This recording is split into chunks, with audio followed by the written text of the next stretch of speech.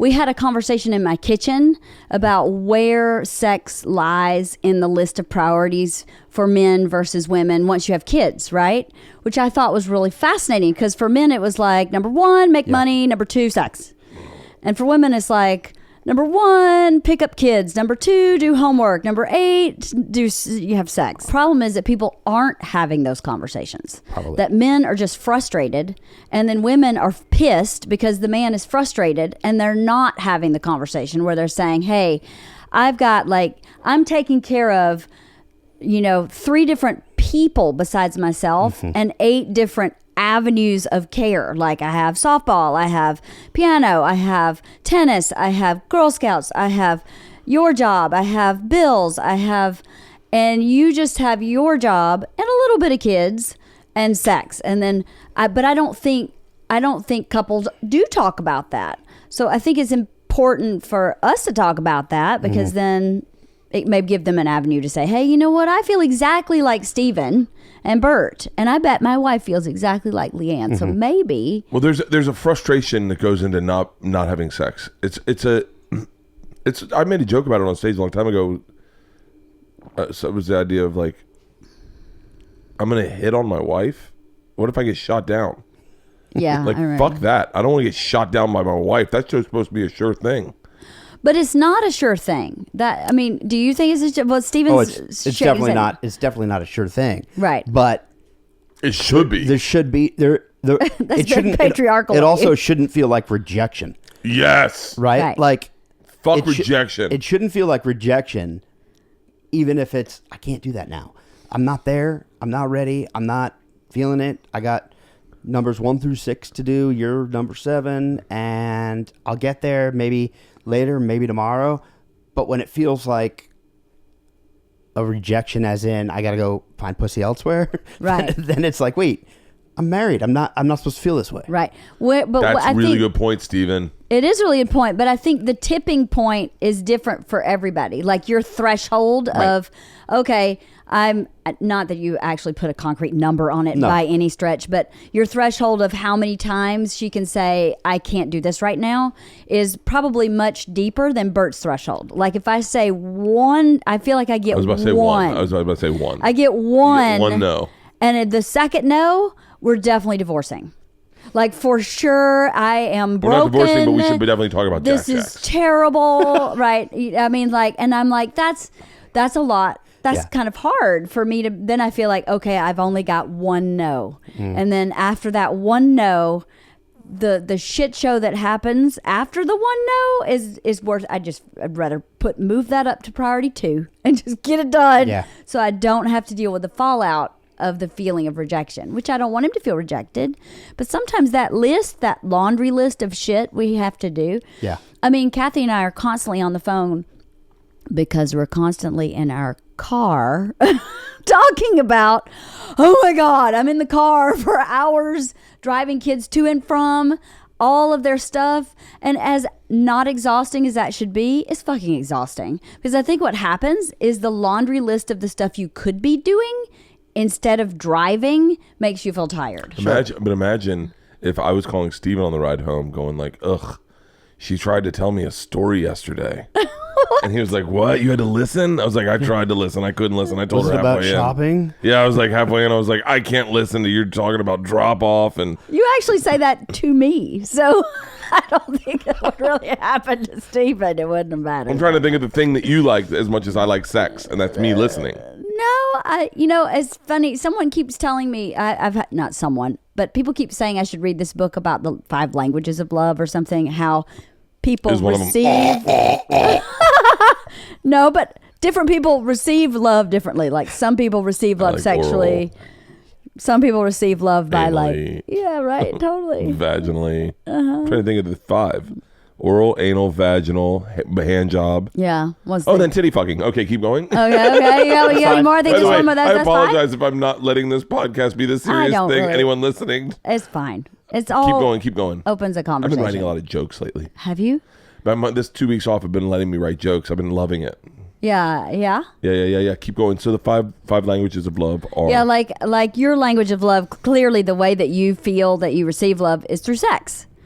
But I don't. That's not how I receive love. I receive love like through like cuddling and Affection. spending time together. Yeah. And so I have to think to myself, he's not feeling loved if I don't have sex with him. Which I don't like not feeling loved if we don't spend time together or do like something stupid. Even like when we played a board game, we played one round of one board game, and I was like, that was the best thing ever. I like that though.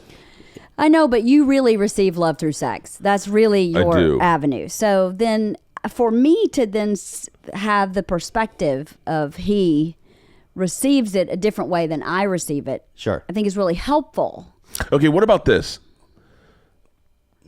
This is going to be a real insight into the way my brain works. Do you ever feel like they don't appreciate? Okay, this is a shitty thing to say, but I'm going to say it. I'll say this, and just you tell me if you feel this way. I feel like sometimes you don't appreciate how attracted I am to you, despite the fact that you're 48 and I met you at 30. Like I met you at 30, like fucking Started off franchise better. player years. Pre-keg body. Right. Pre-keg. Yeah, Pre-keg. When you were a six-pack, I met you. You were a case of beer when I met you, an upright case of beer. No, but like when I'm like, I always go like, But wait, what do you think about that? I agree. Like, so I'll say things to Kathy and won't get the response that I think is warranted or something even close. And I'm not serious, but okay, if you want, I won't be attracted to you anymore.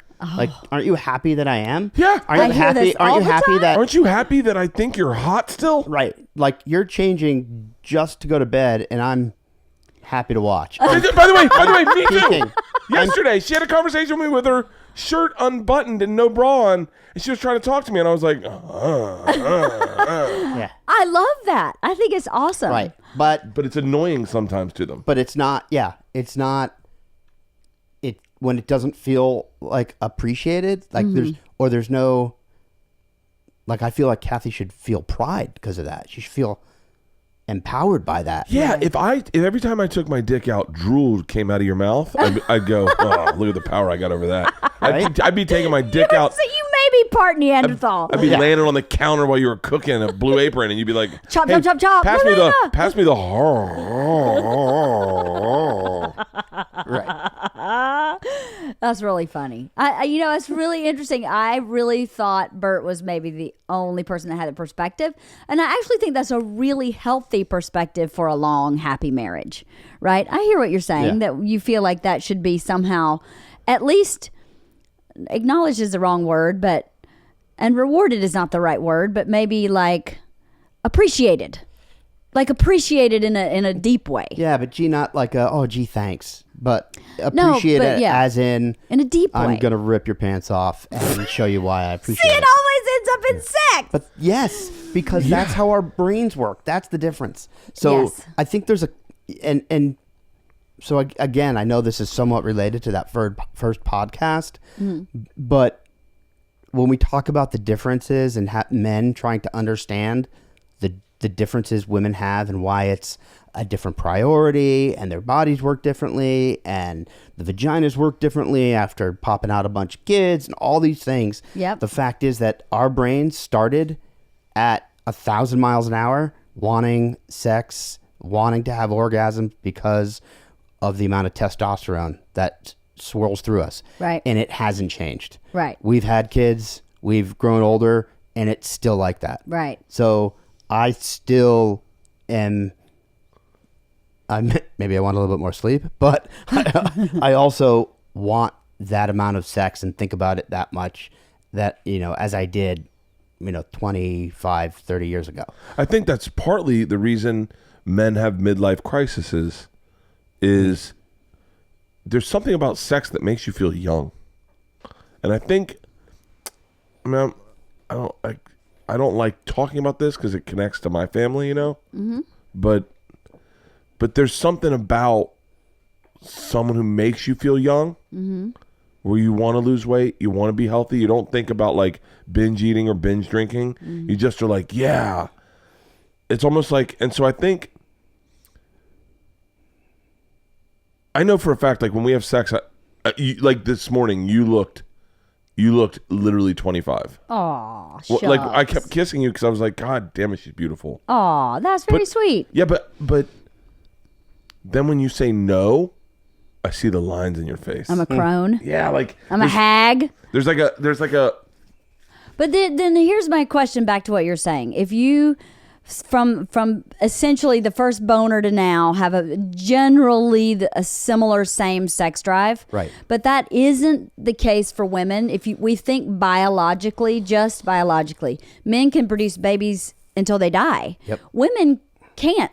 Like hormonally, a woman's body starts shifting whether she wants it to or not. Right. And I would imagine biologically that affects your sex drive, your libido. You know, I have children. I don't need any more children. Hormones are saying sex is now it's down at a 5, now it's at an 8. So how do we reconcile that? Like, that's exactly what I'm saying. Yeah. It's a balance. So if as a gender, as married men, we're to sort of reset our thinking, calibrate our thinking with that understanding, right? Then the balance is that our wives or women would naturally, and I'm not saying they don't. Yeah. I'm sure plenty do. Yeah. But that they would calibrate their thinking right.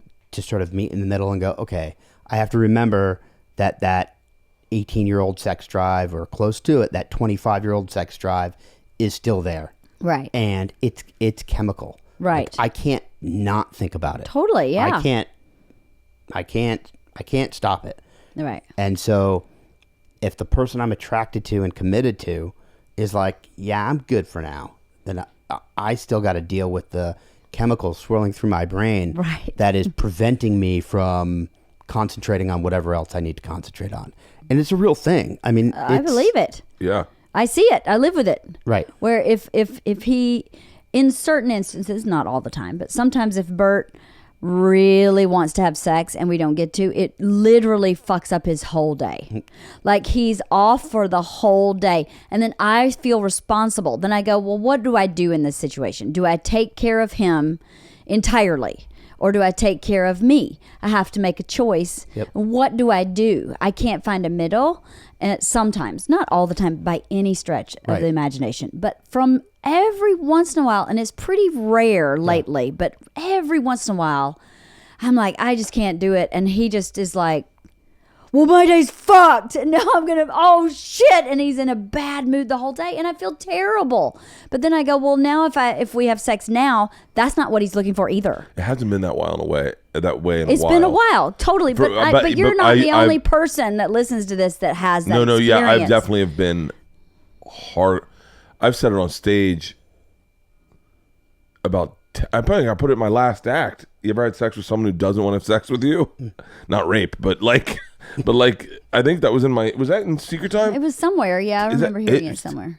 Was that, because if not, I wouldn't mind exploring that again. It's an interesting exploration as we get into this middle age part of life, because I really would like to be as sexually driven as he would like for me to be. Yeah. This is why in Italy they had side chicks. Not. I know you've talked about that before. But more than once.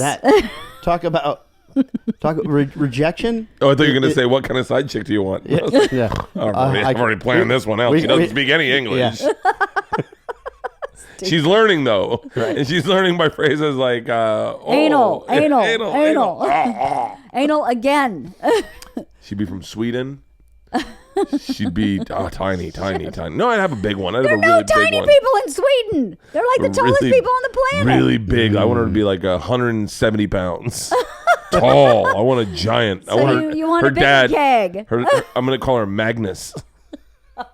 You are such a dummy. What were you saying, Steven? That, we're talking about rejection, the sort of phoning it in type of sex. Yeah. That also can feel like rejection. It's like, let me just take care of him. But if it's taking, I know that look, the look they give on their face where they do this. Are you done? Are you close? Are you done? Like, that's well. So you're if you're just punching the clock here, I don't like. There's no connection. Right. Like, I'm not with my wife because or I should say I'm with my wife because of several reasons, including love and connection and all the stuff that you guys were talking about in your podcast about sex. Like, right. There's a lot that goes into it, right? Yeah. But if I feel like it's just a favor. Yeah. Like I don't need that. It's a favor, yeah. Like but then again, that would make her feel shitty because she's like, well, isn't this what you wanted? Something you wanted, even when I can't give 100%, you want something, right? But you gotta at least fake the fact that you're into it. You're into it. Yeah. I'm not with you just because of your holes. Right. I'm with you for. Oh, well said. Yeah, I'm with you for more than one hole at a time.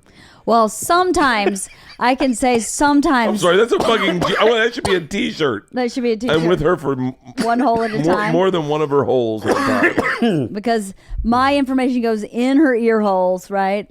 I need her mouth hole to be working, her eye holes to be working, and then I want that hole. Yeah, totally. I'll take that hole by itself. You take that hole probably first priority, probably. So I think, yeah, it's so interesting to think about the differences between men and women, and I can't imagine as who I am now being as focused on sex as I was in college. I thought about it a lot, and if that's what you're saying, you think about a lot. I feel like, man, I wouldn't get anything done. That's the way I feel. Like I think that's pretty impressive that if you still have that same libido, you're getting all this other shit done at the same time. You know what I mean?